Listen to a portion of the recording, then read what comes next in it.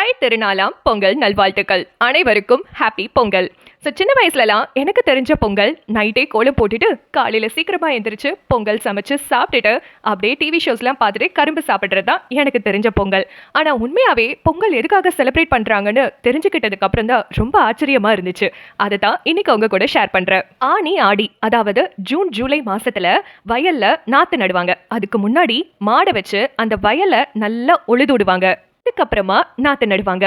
அப்போ பாத்தீங்கன்னா நம்மளோட மழை காலம் ஆரம்பிக்கும். அப்ப நல்ல மழையோட நல்ல வெயிலோடையும் கலந்த மாதிரியான சீசன் தான் அந்த டைம்.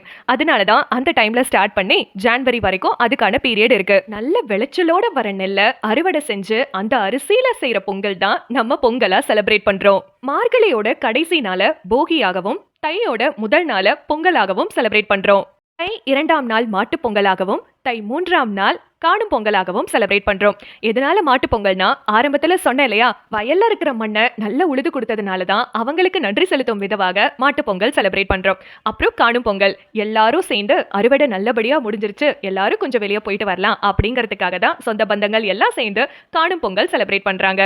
ஒரு காலத்துல பொங்கல்னா 5 நாள் லீவு அப்படின்றது மட்டும்தான் ஞாபகத்துல இருந்துச்சு. ஆனா இப்பெல்லாம் பொங்கலோட அந்த செலிப்ரேஷன் ஹிஸ்டரியை தெரிஞ்சதுக்கு அப்புறமா சாப்பாடை என்னைக்குமே வேஸ்ட் பண்ணக்கூடாது, சாப்பாடு ஒரு அரிசியா வர்றதுக்காக ஒரு செலிப்ரேஷனே நடக்குதுன்னு தெரிஞ்சதுக்கு அப்புறம் ரொம்ப ரொம்ப சந்தோஷமா இருக்கு. இதை உங்க கூட ஷேர் பண்ணதுலயும் எனக்கு ரொம்ப சந்தோஷமா இருக்கு. ஓகே மக்களே, இதை பத்தி நீங்க என்ன நினைக்கிறீங்கன்றத கமெண்ட் செக்ஷன்ல சொல்லுங்க. இது அனுவோடு பேசலாம். Stay tune with hello Anu.